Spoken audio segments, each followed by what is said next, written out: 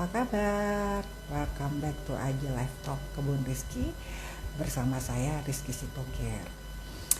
Semoga semua tetap sehat dan tetap semangat walaupun keadaan masih stagnan ya, dan vaksin belum ditemukan, tapi kita harus tetap berpengharapan. Well, kali ini kita masukin IG Live Talk yang sangat menarik dengan guest speaker yang very wow ya, orangnya sudah ada. Let's say kita sambut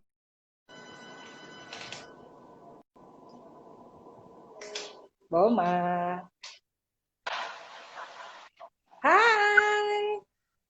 Selamat malam. Malam, Bob. Can you hear me? Ya, I can hear you clearly. Oke. Mudah-mudahan Rizky juga bisa mendengar suara saya, karena Ah, di Jogja ini sedang hujan, deras ya? dan rumah saya biasanya kalau Mati hujan, lampu. tadi sempat pemadaman, terus eh, biasanya, apa namanya, saya beda dengan yang lain, jadi ketika hujan, suaranya sangat-sangat terdengar. Oke. But I can hear you. Gue bisa dengar lo, Bom. Oke. Rintik-rintik hujannya Bom, masih terdengar. nggak sih dari sini nggak kedengeran? Berarti mikrofonnya sudah canggih, ada filternya. Karena pakai headset kali. By the way, gue juga pakai headset gamer karena Aduh, keren nih. perbaikan terus-menerus supaya lebih clear lagi suaranya. Karena kemarin-kemarin tuh ada yang protes suaranya bergema lah atau apalah gitu Oke. kan. Ya, Tapi namanya juga sekarang usaha ya Kak. keren Bu. Jadi kayak sebentar lagi kayaknya kamu juga nih komentarin Apa? game anak-anak. Kayaknya enggak deh. Oke. Bob, Ya. let me start ya. Oke. Kali ini topik kita sangat menarik menurut gue ya, which is the art of content creation. Ya. Udah. Yang dimana di zaman digital marketing ini orang ngomongnya konten itu adalah bahan pokoknya, strategi Betul. utama dalam menjual jualan, ya kan? Nah, teman-teman, sebelum kita ngomong siapa sih si Boma ini, ya, dia adalah lulusan dari FISIP UGM ya, Bom. Iya, betul. 20 Dan tahun yang lalu. oh udah bisa ketahuan dong umurnya. Sudah masuk top Tapi 40 ya. You look Oh, young. thank you. Ini enaknya kerja di apa yang namanya ya? Sesuatu yang selalu dinamis. Jadi dituntut untuk selalu belajar, dan teman-teman yang jauh lebih muda biasanya. Karena kita partner kita. Saya terbiasa untuk tetap muda, seperti itu. Oke. Jadi tetap suka panggil Kak, panggil Pak. Panggil bro gitu ya. Bom, sebenarnya kalau dari working experience banyak berkecimpung di bidang radio ya. Iya, betul. Tapi sekarang posisi Boma adalah CEO nih. CEO dari PT Swaragama Multimedia Management ya, dan content creator at Jawara Impresi. Yes, betul. Which is dia merupakan content creator dari si Kebun Rizky. Jadi gue kliennya nih. Teman-teman, istilahnya udah teruji nih mana hasil karyanya gitu kan. Yang by the way, Bom, banyak yang seneng kok. Istilahnya content creator Kebun Rizky is okay, clean, neat, ya kan, komunikatif. Saya ikut senang Bu, teman atau follower yang akhirnya bisa berkomentar seperti itu. Karena jarang loh ada klien yang langsung mengungkapkan. Ini adalah dari follower teman-teman saya. Kalau Instagramnya makin oke, terus mereka suka, itu adalah apresiasi buat kita semua. Ya, saya betul, rasa. betul. Jadi gini, Bang. First of all, mungkin sebelum kita Mhm, bahas lebih lanjut, ya, mhm. bisa nggak diceritakan kepada kita atau teman-teman, ngapain sih sebenarnya si Jawara Impresi ini? Apa sih nature of bisnisnya? Bisnis nature-nya tuh gimana? Apa jasa atau service provided Mhm. sehubungan dengan content creation? Boleh dong diceritain? Oke, baiklah teman-teman. Jadi Jawara Impresi ini adalah sebuah digital agency dan juga production house yang lokasinya ada di kota Yogyakarta. Itu Jogja ya? Jauh dong. Ya, Kita belum pernah ketemu ya by the way, walaupun saya kliennya. sudah hampir 1 tahun ya Oke, Bu, belum pernah ketemu ya. hampir. Hebat, Itu hebat kamu masih bertahan. enaknya dunia digital, kita bisa kerja Oke. tidak ada di satu Betul. kota, di tempat yang berbeda, tapi mudah-mudahan hasilnya juga bisa dinikmati seperti itu. Ya, Saya lanjut Bob. lanjutkan. Sorry. So, Hmm. jalur impresi atau impresi ini keunikannya adalah kami lahir dari industri radio. Jadi Hmm. kalau saya sendiri memang sudah berkecimpung hampir 19 tahun di radio gitu. Awalnya memang lebih banyak memegang program, jadi kami adalah bagian dari Suara Gama. Ini adalah satu unitnya radio juga di Yogyakarta. Awalnya memang dari UGM, kami memang secara historical ada kaitannya dengan UGM. Awalnya memang radio kampus, yang kemudian seiring waktu dideploy menjadi sebuah radio swasta karena waktu itu tuntutan hukum ya, karena tidak ada radio komunitas, sehingga kami memilih jadi radio swasta sampai sekarang. Seiring berjalannya waktu, kami punya 4 radio, 2 di Jogja, terus satu lagi di Bandung, dan lagi di Serang, Banten. Nah, tapi nggak cuma radio, karena kami intinya teman-teman yang ada di manajemen sudah memikirkan orang-orang yang ada di sini makin butuh banyak uh, tantangan. Hmm. Kalau lama di industri radio biasanya ya tantangan begitu aja. Jadi supaya tetap muda, supaya tetap dinamis, akhirnya dibuatlah beberapa unit bisnis.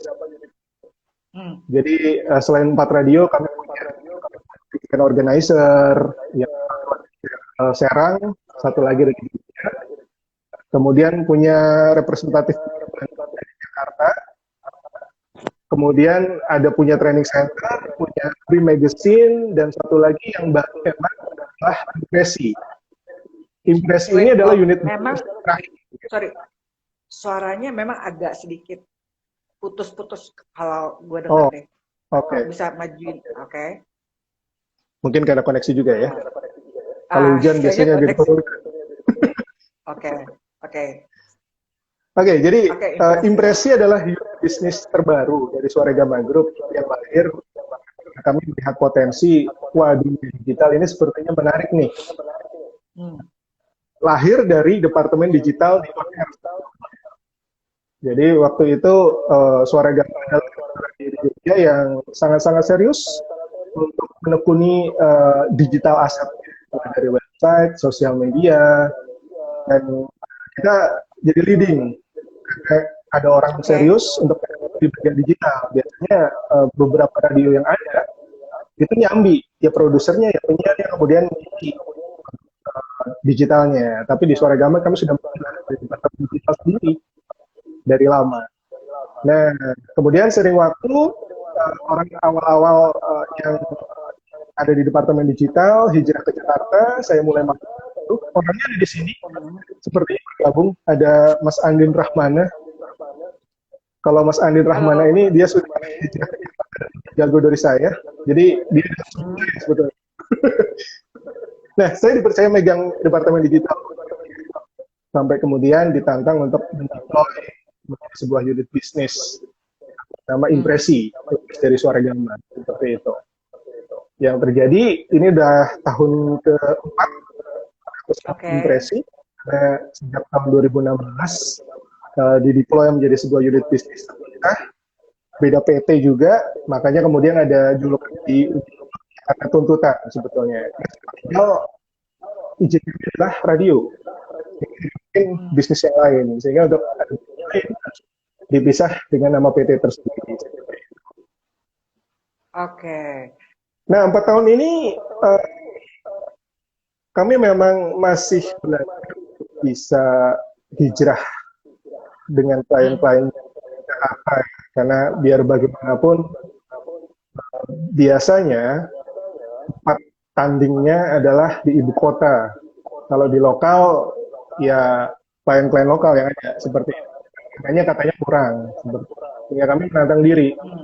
Kami sudah punya beberapa klien nasional juga, datangnya bersama dengan Kebun Rizky. Jadi beberapa klien nasional, kemudian ada Kebun Rizky datang, yang notabene juga beda kota, di Serpong.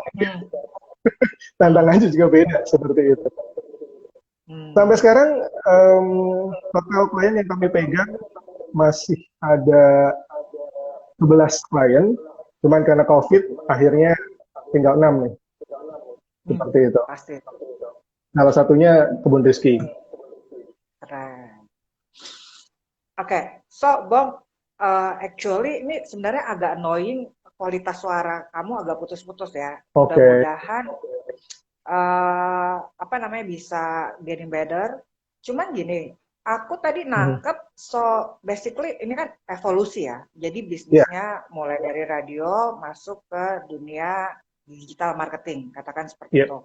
Nah, pertanyaan gue, sekarang jasa atau production house, ya kan? Sekarang apa sih service provided kalian gitu loh? Apa sih jasa kalian aja? Bisa bikin apa gitu kan? Misalnya, boleh diceritain nggak?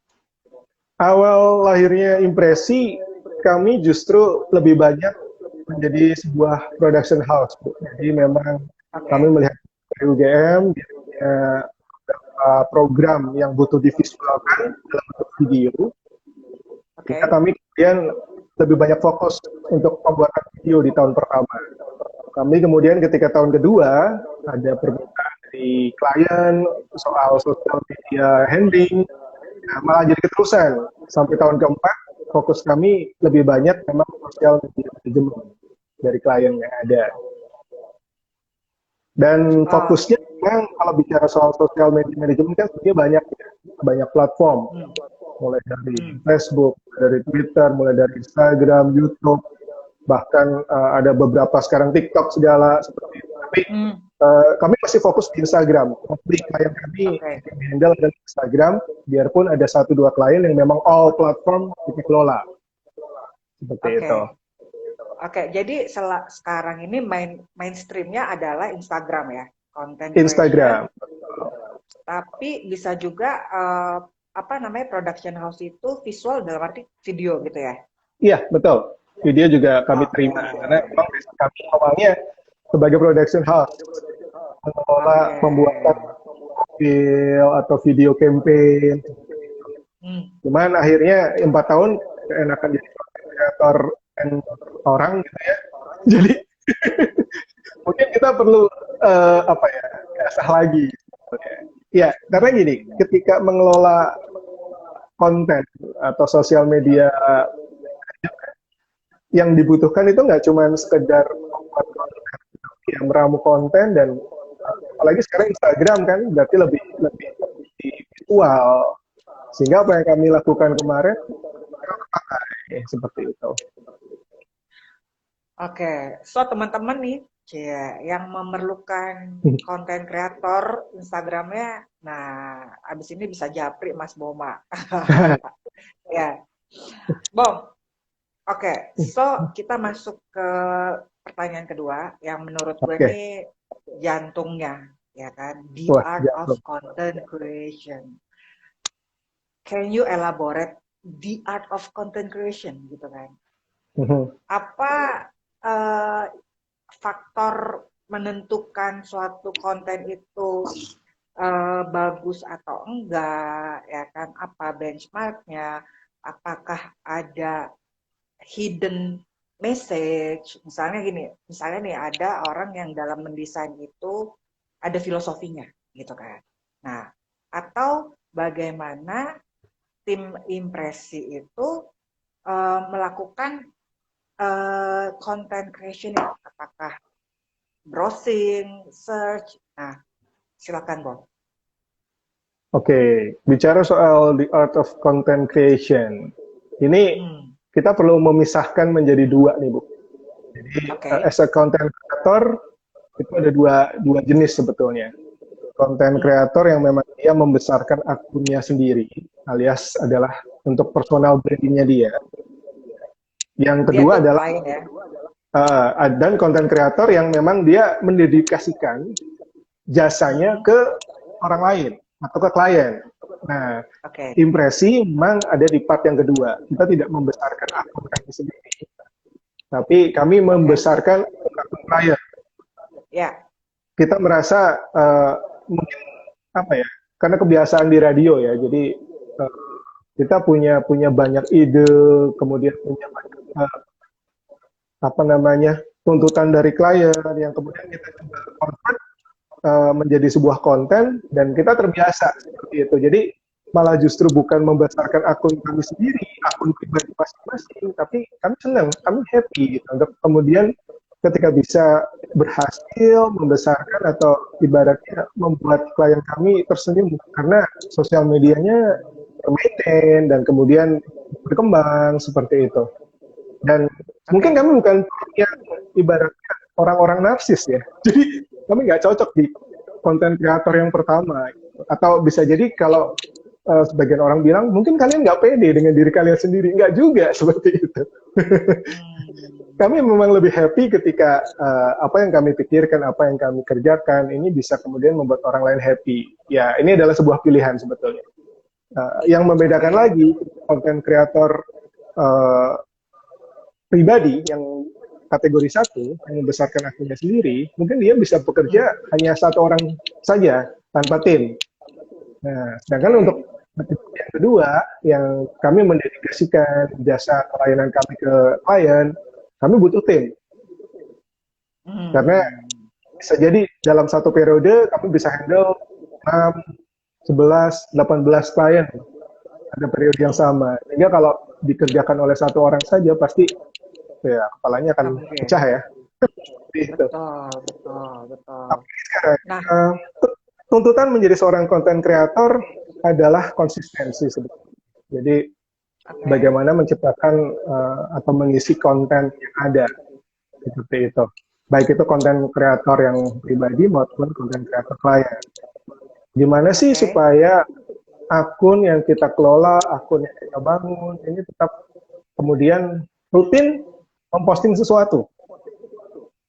Hmm, Tuntutannya banyak, tantangannya banyak. Uh, Apalagi kalau ketika bicara sosial media, sebenarnya kan apa yang kita kerjakan ini ibarat kayak mengakali algoritma, mengakali hmm, apa aturan-aturan yang sudah dibuat oleh sosial media. hmm. Karena pada Nah, awalnya itu sosial coba media maksudnya itu, apa tuh? ya, jadi Maksudnya gimana? apapun sosial media yang ada yang kita pakai, awalnya kan sebetulnya belum tentu ditujukan untuk bisnis. Ya, oke. Karena misalnya kayak Instagram saja gitu. Dulu dibangun memang untuk menjadi galeri orang-orang yang dia suka dengan hal-hal visual. Menjadi Oke. sebuah galeri album, kemudian dikemas menjadi lebih cantik, lebih rapi. Ini loh, galeri fotoku secara digital, ibaratnya Hmm, seperti itu. hmm. Tapi kan kemudian Betul. semakin banyak follower, tujuan itu berubah. Mhm, Jadi mhm. yang tadinya bisnis, akhirnya mulai berbisnis. Yang awalnya mungkin misinya si pembuat platform ini memang yaitu untuk sosial, untuk kalian Wah, berinteraksi dan sebagainya. Tapi kemudian orang-orang ini yang menjadi followernya berpikir, wah, ketika aku followernya banyak, aku bisa menjual. Selalu seperti itu hmm, pikirannya. Sehingga kemudian hmm. akhirnya yang terjadi, apapun sosial media yang ada, pasti digunakan untuk jualan. Oke. Algoritmanya kemudian akhirnya berubah-ubah karena ketika orang berpikir, wah, aku punya banyak follower, gimana caranya ya makin banyak follower dan aku bisa membuat konten yang sekali posting reaksinya banyak dan bisa menjual. Hmm, Nah, Dengan semakin banyaknya orang-orang yang berpikiran seperti itu, si pembuat platform pasti kemudian akan berpikir, wah aku harus mengacak lagi nih aturan-aturan yang aku bikin, karena sudah nggak relevan lagi. Sehingga aku bikin lagi, aku acak lagi. Yang terjadi adalah algoritma sosial media yang kita gunakan itu selalu berubah tanpa kita tahu kapan. Oh gitu. Jadi sebagai seorang pembuat konten kreator, tantangannya banyak. Jadi dia memang harus berkreasi ya. Wah, hari ini aku ngisi konten apa nih, gitu kan? Aku bikin plan konten apa. Kemudian tantangannya karena Instagram berarti harus visual. Bagaimana cara memvisualkannya? Kira-kira bentuknya akan foto, atau video, atau motion, atau hanya teks aja. Nah, belum lagi kemudian setelah dia punya, dia produksi, masih harus mengakali lagi. Wah, aku harus mempelajari nih, menganalisis data konten-kontenku sebelumnya. Oh, bagusnya di jam segini aku posting. Oke, aku posting di jam segitu. Oh, ternyata itu dilakukan terus, di minggu berikutnya, kok hasilnya jadi jelek juga ya. Aku harus berubah lagi. Oh Gitu. Jadi, gitu. tantangan sebagai seorang konten kreator, ya kita memang dituntut untuk selalu belajar ya. Jadi, selalu ngikutin tren, terus kemudian harus selalu belajar dengan algoritma platform yang kita pakai, karena mereka nggak pernah membuka sebetulnya, nggak pernah membuka, ini loh algoritmaku seperti ini, enggak. Kita yang cari tahu sendiri berdasarkan experience. Nah, sekarang kalau mengenai kontennya itu sendiri nih, Bob, ya, bagaimana untuk membuat suatu konten menjadi menarik, ya kan? Apalagi itu udah menyangkut masalah selera, bener nggak? Betul. Nah, bisa di-sharing nggak experience-nya gimana nih? Iya, experience menjadi seorang content creator ini kaitan dengan digital agency ya. Nanti kan kita menghadapi banyak kemauan dari klien gitu kan, yang termasuk karakternya macam termasuk yang ada termasuk yang lagi ngomong ya. Kalau gue di bawah. Oke, lanjut lagi. Tantangannya adalah makin bertambah. Jadi kita memang harus ngerti dan kita nggak boleh idealis. Nah, ini bedanya dengan kategori yang pertama sebagai seorang konten kreator pribadi ya. Kalau konten kreator pribadi kan memang apa maunya dia. Apa maunya dia, yang dia merasa, wah ini harusnya oke nih. Nah, dia akan bikin gitu. Nah, kalau untuk kategori yang kedua, konten kreator yang kemudian dia mendedikasikan untuk brand lain, dia harus ada toleransi. Luas gitu.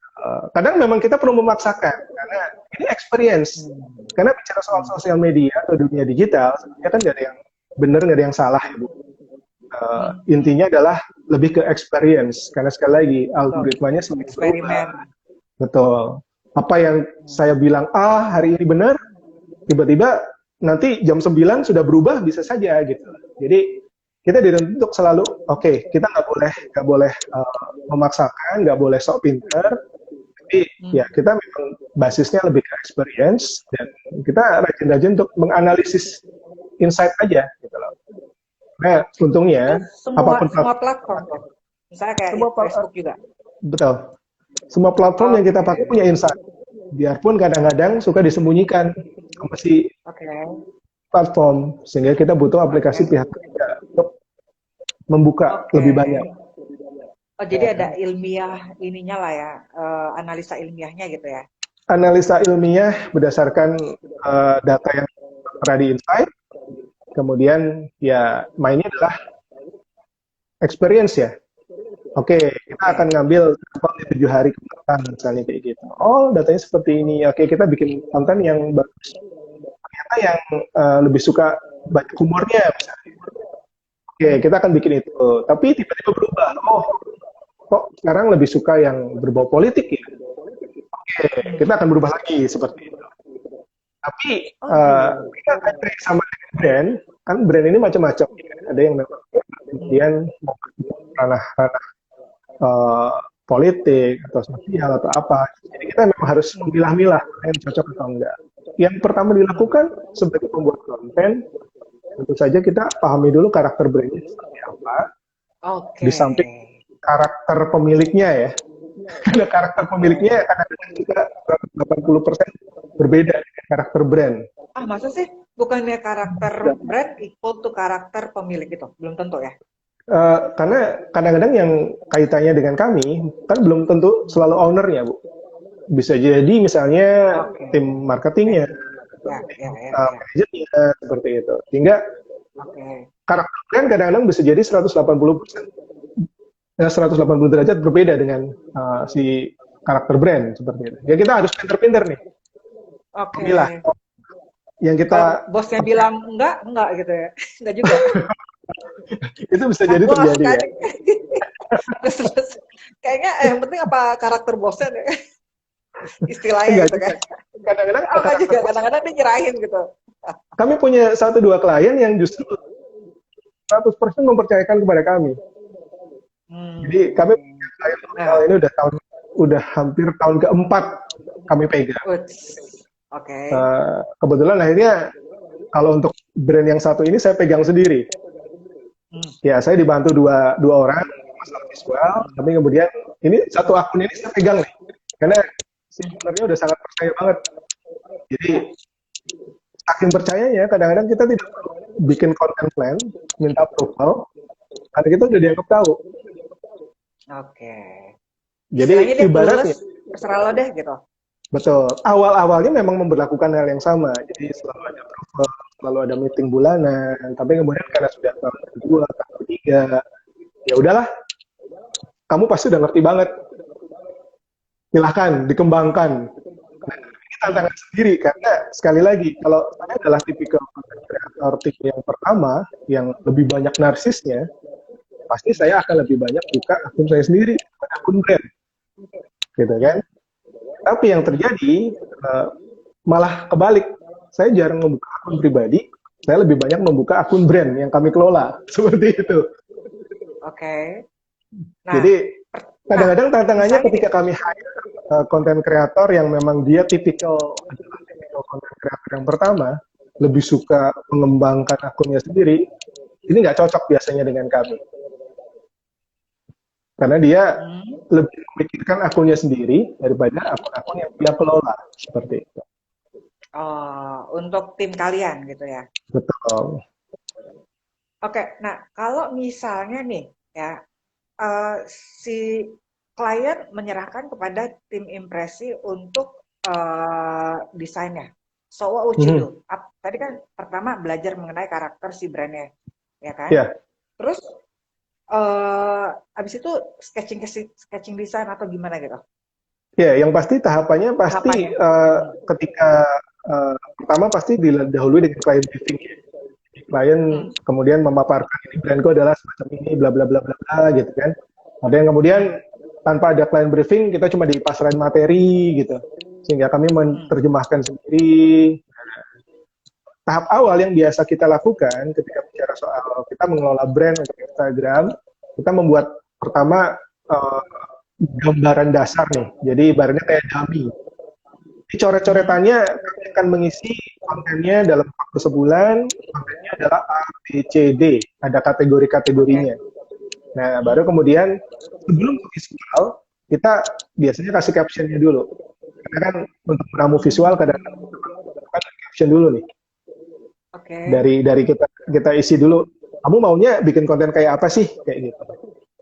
Kita sertakan preferensi. Gitu ya? Kita memang selalu menyertakan caption. Nggak pernah baca caption ya, Bu? Yang penting gitu. Oke. Dari situ. Terus? Kemudian paralel ketika caption oke, kita mulai membuatkan dummy visualnya. Jadi memang kita telah menerjemahkan, kan biasanya masing-masing brand ini punya Pantone color ya. Ibaratnya karakter brand itu kan nggak cuma sekedar bahasa, gaya bahasa, kemudian brand logo gitu kan, tapi kemudian punya corporate color, corporate identity, tagline, dan sebagainya. Matchkan dulu nih. Oke, misalnya Kebun Rizky, dia lebih banyak clean, terus karena ini kaitannya dengan kale gitu kan, jadi ada warna green. Nah, Hmm. kemudian dari warna green ini turunannya apa? Oh, bisa ada hijau muda, kemudian ada kuning tapi nggak dominan, kemudian ada lagi oh lebih banyak white-nya. Nah, seperti itu. Ini kita akan pakai terus. Oke, Nah, jadi dari kayak warna dasar tone-nya gitu lah warna. ya. Nah, kita nyebutnya sebagai Oke, Pantone. Pantone. Pantone gitu. Jadi apa Oke, namanya panduan warna, Pantone. Oke. kode-kode warna gitu. Oh, kode warna yang dipakai Hmm. misalnya untuk hijau, kode warnanya tertentu apa. Kita punya set Ada list, filosofi berarti. ada filosofinya. Nah, biasanya kan Oke. dari klien sudah ada nih. Tapi ada klien yang memang beneran bekah, dia nggak punya corporate atau visual identity. Jadi Hmm. kami juga bisa sampai ke membantu klien ini untuk kemudian mencarikan ini loh identity yang pas buat dia. Identitas. Oke. Terus kira-kira nih, Bang, eh ini gue nanya ya. Maksudnya gini, Hmm, eh, untuk visualnya sendiri, kan kalian udah profesional gitu ya. Nah, what about orang-orang yang masih amatir atau yang lagi startup atau yang UMKM gitu? hmm.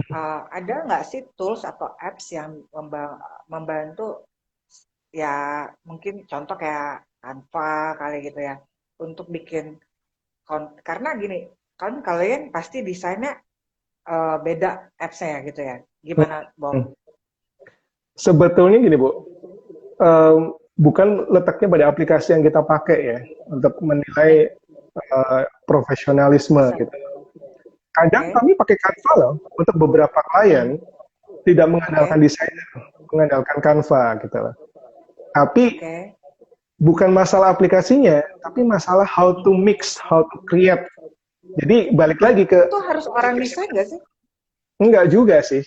Saya bukan Oh, orang enggak. desain sebetulnya. Tapi Hah. saya menggunakan Canva untuk satu dua klien yang saya pegang karena pertama ini lagi COVID, desainer kami jadi berkurang, jadi mau nggak mau gimana caranya postingnya tetap jalan, Hmm. antisipasinya adalah orang-orang konten ini kadang harus membuat visual sendiri seperti itu. Jadi kan kita makin efisiensi nih. Mm-mm. Jadi untungnya karena ya basic saya mungkin karena lebih banyak seni ya. Jadi mau nggak mau sudah terlatih gitu. Nggak diajari Ya, soal pattern dan sebagainya, tapi lebih banyak mengamati. Nggak pernah belajar seni, tapi ya sekarang kan yang masalah referensi soal visual, referensi desain itu hmm, banyak kita temukan di Instagram seperti itu kan, atau di YouTube. betul. Jadi buat saya sih bukan masalah aplikasinya, bukan masalah Hmm, aplikasi yang digunakan, bukan masalah hmm, amatir atau pro. Karena sekali lagi bicara soal sosial media, kamu dikatakan pro yang seperti apa sih? Ya karena mungkin terjun lebih dulu, bisa jadi seperti itu. Tapi apakah hmm. seorang pro ini lebih jago daripada seorang amatir? Belum tentu. Karena sekali lagi, Hmm. sosial media ini selalu berubah dan gak ada sekolahnya. Kami bukan lulusan akademi sosial media tertentu gitu Desainnya kan. FSRD gitu, sekolah desain itu enggak ya, Bukan. Bom ya?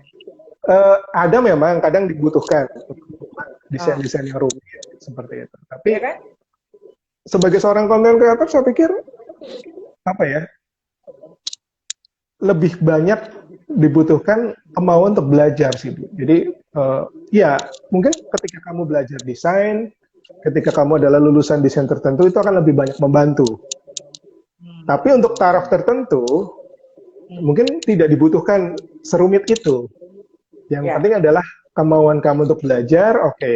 Kemudian insting untuk membuat konten, karena bisa jadi kamu lulusan sekolah terbaik belum tentu bisa membuat konten. Masa sih? Jadi masalah viral nih Bu, ketika Hmm. bicara konten viral, Hmm. saya nggak bisa jawab loh, rumus konten viral Ah. itu yang seperti apa, bagaimana Hmm. membuat konten yang viral, karena mungkin secara kunci umumnya bisa jadi adalah kamu berani kontra dengan sesuatu yang dominan gitu kan.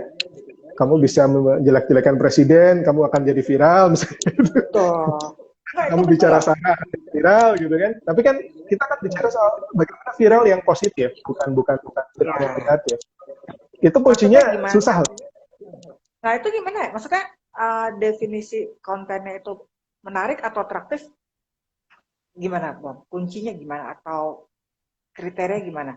Apa banyak like-nya atau apa desainnya menarik gitu?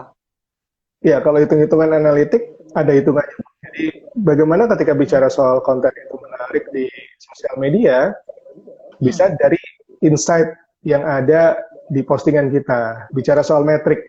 Ya, sekali lagi bicara soal Oke. hasil postingan kita diolah oleh algoritma platform, kemudian menghasilkan metrik. Metrik ini adalah analitik postingan. Oke. Nah, untuk bicara soal postingan itu menarik atau enggak, kalau Instagram Hmm. punya rumus soal engagement rate. Engagement rate itu Like adalah berarti. nggak cuma like, ada Komen. komen, ada yang save, ada yang Oh kemudian gitu. share. Oh, I Nah, ada see. hitungannya. Jadi biasanya kalau engagement rate Oke, itu oke. like, komen, share, save, kemudian dibagi dengan jumlah jangkauan postingan, reach. Hmm. Jadi kan bicara postingan Hmm. Instagram, kita akan selalu bicara soal reach, soal impression, soal interaksi, seperti itu. Keren banget Jadi ya. Maksudnya ada scientific opinion behind itu gitu ya. Bukan cuma lo like banyak udah menarik atau viral gitu kan. ya Udah itulah, bagus jadi gitu. tuntutannya seperti itu. Jadi tuntutannya ketika bicara soal uh, bagaimana membuat konten yang ibaratnya engagementnya menarik, nah kita scientificnya ada dari situ, nggak cuma sekedar insting, seni atau Hmm. kebiasaan seperti itu. Betul, betul. Itulah menariknya dunia digital ya. Jadi hitungan-hitungan itu ada, Data, hanya database ada. analitik gitu ya. Berarti kita mau Oke. pakai enggak? Karena sekali lagi kadang-kadang kita males sih. Kalau sebagai akun kreator yang mungkin personal, ya dia nggak Hmm. mikirin soal jualan dan sebagainya. Dia memang share karena dia happy, dia mau share, dia share Hmm. seperti itu. Jadi Terus, biasanya kalau dari kami, kalau saya pribadi sih, karena untuk kami serius dengan mengelola brand gitu kan. Jadi pelampiasannya hmm. di akun-akun pribadi kami. Gitu. Jadi akun pribadi kami nggak mikirin yang like-nya banyak dan sebagainya. Udah kami bikin posting aja, gitu. Pelampiasannya Oke, ada. gitu ya. Nah, kalau idenya untuk bikin visual atau ini gimana, Bob? Yang pertama kita harus tahu apa yang relevan dengan si follower gitu. Nah ini tantangannya nih buat konten kreator yang memang formatnya digital agency karena mengelola banyak klien. Kita harus Hmm. tahu nih yang relevan di follower Kebun Rizky seperti apa. Tentu akan berbeda dengan Oke. follower klien kami yang satunya lagi. Biarpun Hmm. mungkin sama-sama tipikal secara bisnisnya, sektor bisnisnya sama, tapi bisa jadi Hmm. minatnya berbeda. Nah, kami harus tahu dulu Oke. nih, bikin konten yang Oke.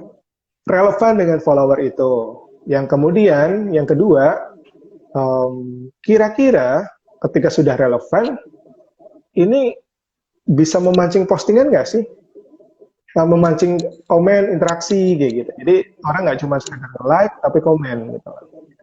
Hmm. Karena biasanya kalau bicara soal engagement rate, like aja tanpa komen, itu akan dinilai engagement rate-nya jelek. Oke. Jadi kita harus kembali ke basicnya sosial media. Sosial media itu kan ngobrol ya Bu, untuk Hmm. berinteraksi gitu loh. Hmm. Hmm. Kadang-kadang si pemilik brand ini lupa pengennya jualan. Jadi Hmm. selalu posting. Jadi ibaratnya orang tuh nggak diajak, follower itu nggak diajak untuk kemudian berinteraksi. Hmm. Penting ya. Itu penting karena sekali lagi, oke, secara visual kamu bagus, kontennya bagus, tapi kalau itu nggak kemudian yang follower untuk kemudian Interaksi. berinteraksi, jadi berarti masih tetap ada yang kurang, masih harus ada yang harus diperbaiki. Gitu. Terus Hmm. bisa Oke. jadi kadang-kadang kita perlu membuat konten yang mengikutkan mereka. Ya kalau kebutuhan Hmm. sih, saya pikir uh, memang harus nambah misalnya soal masalah repost. Nggak cuma sekedar Oke. di story, tapi bisa jadi di feed. Jadi follower ini diajak ikut berinteraksi dalam Oke. rangka kita eh, membuat konten bersama yuk, berkolaborasi seperti itu. Jadi ibaratnya gitu kayak ya. semacam apresiasi buat si follower itu penting juga. Nggak cuma sekedar Oke, kita memberikan giveaway. oke, oke. So itu tadi tahapan ide-idenya lah ya. Pertama lo harus lihat siapa followernya, karakteristik brandnya, Hmm. dan interaksi. Intinya gitu. Jadi Nah, goalnya, kenapa? sama satu lagi Bu, kita Apa tuh? memperhatikan yang lagi trending, yang jadi Aha, momen. Jadi kadang-kadang oke, eh, kami punya trik adalah numpang momen. oke, Misalnya momennya lagi ngomongin soal kemarin ada Butejo misalnya ya, oke, ya, hinggirnya ya, ya, Butejo betul, gitu loh. ya. Itu kalau kita mau numpang tren, itu Hmm. akan lebih menarik karena biasanya orang lebih banyak konten di sana. Gitu. Jadi berupa Oh, plesetan dari itu ya, bisa. ya, ya, Atau ya, ya, yang ya. terakhir-terakhir ada misalnya game Among Us. Misalnya. Hmm. Kita bisa pakai tuh game itu untuk basic konten kita. Itu akan lebih menarik. Jadi dia cuma relevan, kadang-kadang kita juga harus dengan yang lagi tren. Oke. Jadi harus dinamis gitu ya. Maksudnya Harus very dinamis. dinamis. Betul ya? Betul, betul. Dan makanya ada tipikal konten kreator yang memang dia ngeplan, dalam artian dia mempunyai rencana, ada Hmm? tipikal konten kreator yang spontan. Ya. Kalau yang biasanya, kalau yang udah ngeplan, terus tiba-tiba ada tren baru masuk, dia sebel kayak gitu. Dan kadang-kadang kalau memang dia sifatnya adalah orang yang baku, ya udahlah, aku nggak usah ngikutin, aku udah bikin konten kok. Gitu. Nah, tapi Hmm. ada orang yang lebih suka spontan gitu. Jadi dia nggak punya plan selama seminggu, selama sebulan gitu. Tapi dia langsung bikin konten hari ini. Hmm. Aku bikin konten apa ya? Oh, yang lagi tren kayak gini, kayaknya asik juga nih. Itu Hmm. bisa jadi terjadi. Hmm. Hmm. Dan biasanya kontennya akan Nah, lebih dinamis kayak gitu. ya ya. Nah, itu kalau kliennya nggak ada maunya, istilahnya menyerahkan itu kepada kalian. Nah, kalau Betul, betul. kliennya ribet, contoh nih, Kebun Rizky, ya kan? Kadang-kadang Ini bisa beda bukan rahasia prinsip nih. sendiri. Kami nggak bilang ya. Ini curhat, curhat colongan. Nggak apa-apa kan? Maksudnya biar Nggak orang apa-apa. ngerti, it's not that easy gitu kan? Iya, Dalam arti, betul. bener nggak? Ya, gimana sih kalian menghadapi klien yang tough, misalnya? Ya kan? Dalam arti, ya I- orang maunya jelas gitu kan. Kadang-kadang gini, Mhm, gue mau yang kayak gini, gitu kan. Tapi mhm, si kliennya sendiri dalam menjabarkan maunya nggak ngerti, real kayak di awang-awang gitu kan. Bener nggak, Bo? mhm. Iya, ini kalau bicara soal Bu Rizky sebetulnya, kalau Bu Rizky malah udah tahu apa yang dia mau sebetulnya. Mm-mm. Jadi kita Nggak kan agak sangat kadang-kadang gue mau kayak terbantu. gini, Bom. Tapi kan kadang-kadang gue harus elaborate kan. Oh iya, betul. Eh, itu yang kadang-kadang missing nih. Yang, Hmm, loh kok, hmm. nggak. Kadang-kadang hal-hal yang kayak gitu harus dikomunikasikan, gitu kan. Dan buat si Kebun Rizky sendiri mungkin lebih nggak spontan tapi terencana. Istilahnya ada kalender Ya, betul. ininya ya, kalender kontennya karena biar lebih oke, next apa kita bahas, next apa kita bahas. Nah, itu gimana cara menghadapi klien yang difficult? Oh. Ya, yang pertama, untungnya kan kami nggak kerja sendiri ya, Bu. Jadi kan ada tim gitu Hmm. kan, sehingga bisa saling backup nih ketika memang salah Hmm. satu mental gitu loh. Dan ada Betul, proses betul. diskusi internal gitu kan.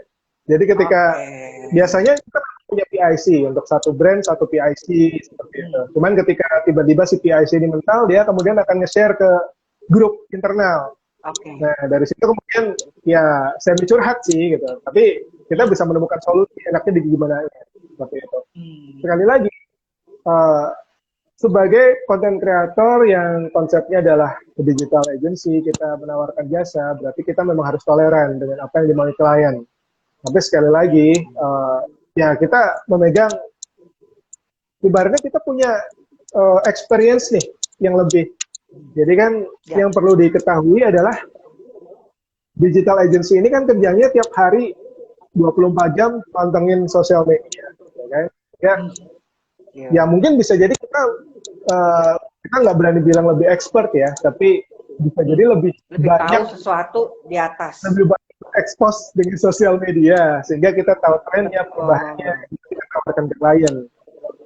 Nah, tapi balik lagi ketika klien itu milik brand atau itu milik akun ini nggak mau, ya mau nggak mau, kita pasti akan mengalah lah. Kan yang punya brand sih itu, gitu. Ya Kita makanya sudah apa kata menawarkan bos solusi, deh? gitu. Apa kata? Nah, karena gini Bob, ini menarik ya. Katakan memang si klien maunya apa, ya kan? Hmm. Tapi sebagai suatu digital agency yang memiliki perspektif lebih luas, katakan Ya, gitu, kan kadang-kadang bisa diarahin dong, Bu. Yang penting nih sebenarnya interaktif. iya, Walaupun betul. like-nya nggak banyak, tapi ini gini-gini kan yang selama ini kita selalu meeting 2 bulanan Hmm. kan selalu review segala macam. Kadang perlu diarahkan sih kalau dari sisi si klien nih, dari sisi customer nih gue. Ya Ya, kan? ya, ya. Nah, termasuk mungkin untuk apa namanya line gitu kan, ya menurut aku sih juga perlu juga dikemukakan style gue begini ya, tetet gitu kan istilahnya. Nah, aku rasa itu kali ya. Hmm. Sama paling what do you think the success indicator for content creation? Dalam arti yang tadi kan udah aja jelas tuh mengenai masalah engagement, rate, segala Ya. macam. Maksudnya gini, apakah itu menjual in the real world konten yang bagus secara bisnis? Kalau secara bisnis bisa jadi seperti ini, Bu. Kadang-kadang kita perlu mengeduket klien juga bahwa yang namanya sosial media itu tidak selalu kaitannya dengan jualan sebetulnya. Tapi lebih banyak adalah bagaimana mengelola hubungan dengan konsumen atau meyakinkan mereka akhirnya untuk membeli. Jadi ujung-ujungnya mungkin pada tujuan yang panjang memang meningkatkan sales. Ya. Tapi karena kita bicara sosial media ya, kita balikin lagi ke basic. Ya. Kenapa sosial media itu ada? Sosial media itu ada adalah untuk berinteraksi sebetulnya. Gimana akhirnya karena kebanyakan follower dan follower kemudian berpikir, wah ini bisa dijual. Ada tujuan-tujuan yang kemudian tersisipi. Oh, sosial media dipakai buat jualan. Sosial media secara shortcut bisa jadi dalam pikiran si klien, ini adalah aset gratis. Aku nggak perlu bayar, aku pakailah buat promosi macam-macam. Kayak gitu. Apakah itu salah? 50% benar, 50% salah. Sekali lagi saya bilang, sosial media itu nggak ada yang benar, nggak ada yang salah 100%. Karena apa yang saya bilang hari ini belum tentu benar gitu ya. Karena bisa jadi berubah. Karena ada beberapa case, kita memang mungkin tujuannya nggak jualan gitu. Tapi ternyata malah dari sosial media itu meningkatkan sales. Contohnya, beberapa klien kami, resto misalnya. Ketika opening, dia tidak pakai media lain. Dia hanya punya Instagram, tidak punya website dan sebagainya. Dia mengandalkan Instagram gitu. Kontennya mau jualan, ya akhirnya memang jualan seperti itu.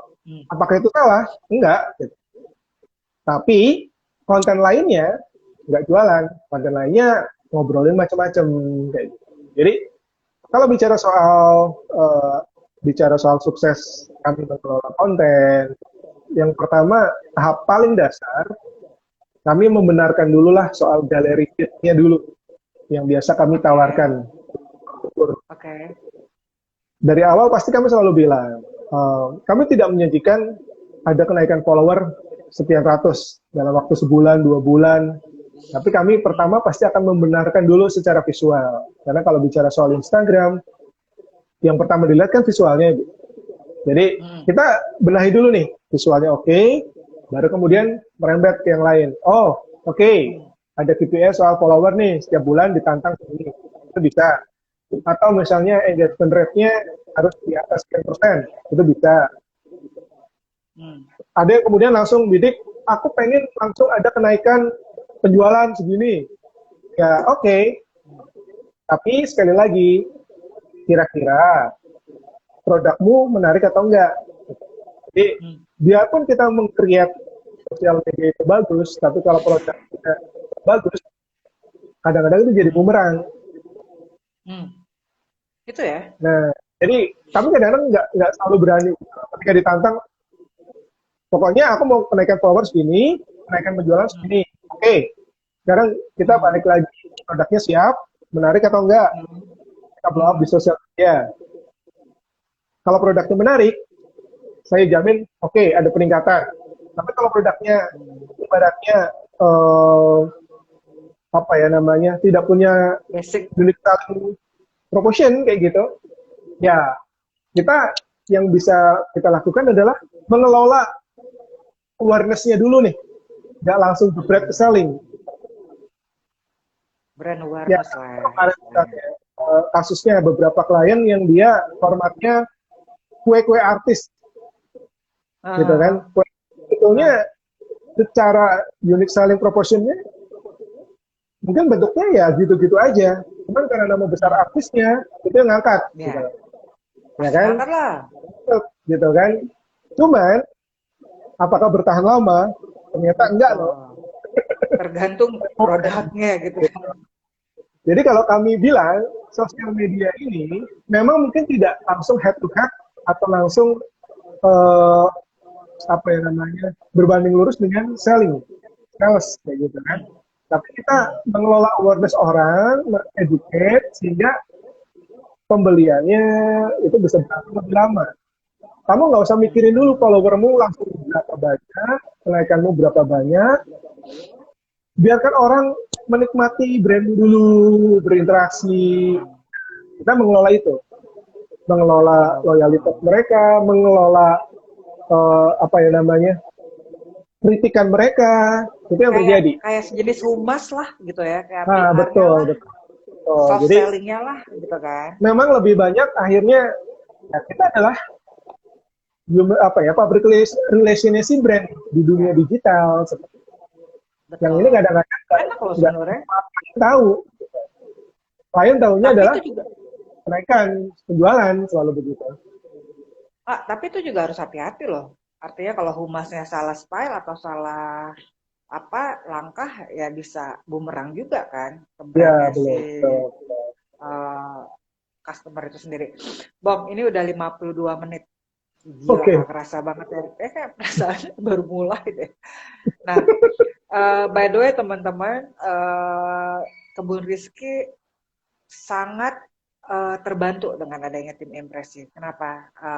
Basically, seperti yang kata Boma bilang, bahwa media sosial menjadi sarana komunikasi. Bener ya, Bom? Betul. Artinya, siapa sih Kebun Rizky, apa sih Kebun Rizky, dan gue enjoy banget loh, Bom. Maksudnya, menurut gue, it's part of fun part banget dalam creation atau desain TikTok dengan si tim creation ini gitu kan. Walaupun Kadang-kadang emosi I ya, know Bu. what I want. Oh ya, mbak pasti kan. Karena gue udah ngomong panjang lebar di WA group, kenapa masih dilakukan gitu kan? But actually, maksudnya ya dalam arti baper nggak boleh, ya kan? Yang Betul, penting betul. solusi, Ya, solusi yang terbaik buat both parties, ya kan? Dimana at the end of the day tetap apa yang mau kita aim itu tercapai ya nggak, walaupun prosesnya ya gitulah Bob ya nggak. Tapi Bob bagaimana dengan Bob, I only have 5 more minutes loh, make it short oke. ya. Bagaimana dengan COVID ini sendiri, dalam arti pasti dong bisnis terimpact ya kan, tapi gue rasa lo kan banyak kan kerja offline gitu ya, Hmm. online dalam arti nggak perlu ketemu orang, bahkan kita Jogja BSD aja bisa establish bisnis gitu kan. Hmm. Tapi terhadap lifestyle, healthy lifestyle, what do you think about healthy lifestyle? Ini jawab dulu soal COVID ya, Bu ya. Hmm, COVID sebetulnya memang akhirnya mendidik kita untuk beneran kerja remote gitu. Sebelum hmm, COVID, biarpun ya, kami punya prinsip kita bisa bekerja dimanapun selama koneksi hmm, internet ada, tapi kita betul. belum melakukannya. Nah, setelah COVID itu dituntut beneran. Akhirnya kita jadi mempertanyakan, buat apa sih punya kantor? Mending kita ngumpul di coffee shop tertentu atau di tempat hangout tertentu, Betul. kita meeting Iya, jadi iya, iya. satu, selesai gitu kan. Itu Ya, yang terjadi. Jadi COVID ini benar-benar akhirnya membuat kita merombak. belajar beneran loh, kita bisa kerja dari rumah, dari manapun, tapi kita punya tuntutan bisa kerja bareng. Hmm. Hmm. Kaitannya sama lifestyle, healthy lifestyle, karena akhirnya lebih banyak di rumah gitu kan, kita punya waktu dengan Hmm. keluarga, punya waktu banyak untuk melakukan hal yang tadinya nggak bisa kita lakukan, jadi justru tantangannya lebih ke masalah soal apa ya, eh, mengatur pola kerja dan mengatur pola hidup. Jadi apa ya, keseimbangan hidup yang kadang-kadang Hmm. ketika di rumah malah jadi nyampur. Kita jadi bisa kerja 24 jam loh, bener nggak Bu? Berasa. Karena kadang-kadang kerja Betul, betul. nyambi apa gitu kan, Betul, betul. apa kayak gitu loh. Jadi itu yang jadi konsen sih sebetulnya. Kita happy, nggak perlu Hmm. datang kemana-mana, kita jadi lebih Hmm. gendut, jadi tuntutan sendiri. Hmm. Betul. Kita harus lebih banyak olahraga, ya kan? Yes, yes. Makanya lebih teratur Nah, karena dari istri gitu kan. Cuma ya itu sekali lagi. betul. Nah, mungkin sedikit eh gue bagian gue nih Bob, Hmm, istilahnya mau menjelaskan mengenai si kebun rizki, karena ya, kita percaya bahwa tanpa sehat nggak mungkin lo produktif, benar nggak? betul, betul, betul. Dan kadang-kadang orang menganggap kesehatan itu take it for granted, istilahnya dia tidak tahu bahwa itu harus dipelihara, gitu kan Bob. Ya, Nah, si kebun rizki ini sendiri mempunyai komitmen untuk membantu orang-orang mempunyai healthy lifestyle by providing healthy food. Dalam hal ini oke. adalah kale dan produk turunan dari kale. Nah, udah pernah nyobain kan? Kale chicken pie Sudah dan kale. dikirim langsung Enak kan, dari enak kan? oh. Eh, Kelihatannya nah, nah, cuma satu Bu, tapi begitu dimakan berisi dan tahan lama, awet. betul. Karena mungkin Dalam arti, gizinya ya. bet- nah sama kita untuk yang makanan itu kita menggusung yang benar-benar healthy in term of nggak ada MSG, nggak ada Oke. pengawet, kale-nya organik dari kebun rizki gitu kan. Karena istilahnya banyak orang yang belum terbiasa makan sayur misalnya, Ya, apalagi nih organik. Organik, you know, like no pesticide, pupuk kandang, pupuk kompos gitu kan. Which is yang kalau misalnya kita makan di mana belum tahu kita tuh free pesticide atau enggak. Intinya gitu. mhm. That's why karena 3 rumus nih Bong untuk hidup sehat, antara lain makan sehat, olahraga sama istirahat. Nah, salah Nah, satunya dari makan sehat. Jaga, apalagi di rumah, semua masuk, bener nggak? betul, Di betul. rumah, makin banyak makan, bener nggak?